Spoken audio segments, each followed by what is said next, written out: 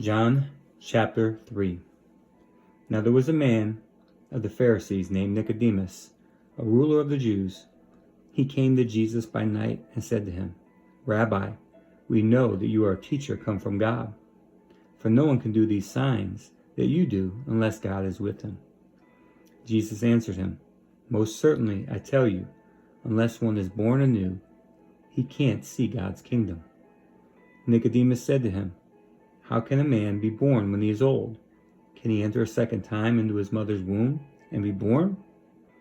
Jesus answered, Most certainly I tell you, unless one is born of water and spirit, he can't enter into God's kingdom.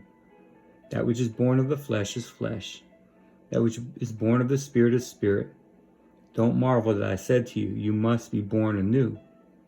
The wind blows where it wants to, and you hear its sound, but don't know where it comes from or where it is going. So is everyone who is born of the Spirit. Nicodemus answered him, How can these things be? Jesus answered him, Are you the teacher of Israel and don't understand these things? Most certainly I tell you, we speak that which we know and testify of that which we have seen, and you don't receive our witness. If I told you earthly things and you don't believe, how will you believe if I tell you heavenly things? No one has ascended into heaven, but he who has descended out of heaven, the Son of Man who is in heaven. As Moses lifted up the serpent in the wilderness, even so must the Son of Man be lifted up, that whoever believes in him should not perish, but have eternal life. For God so loved the world that he gave his only born Son, that whoever believes in him should not perish, but have eternal life. For God didn't send his Son into the world to judge the world, but that the world should be saved through him.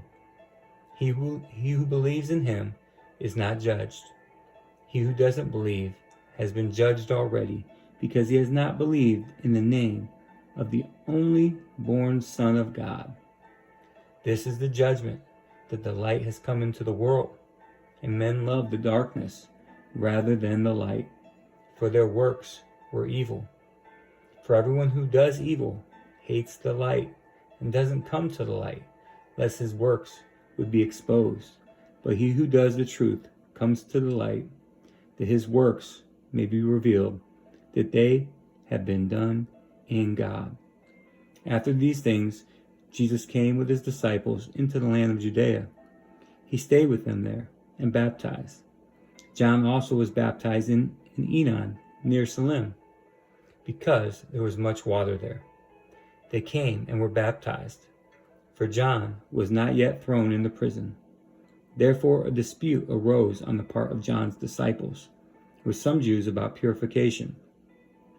They came to John and said to him, Rabbi, he who is with you beyond the Jordan, to whom you have testified, behold, he baptizes, and everyone is coming to him.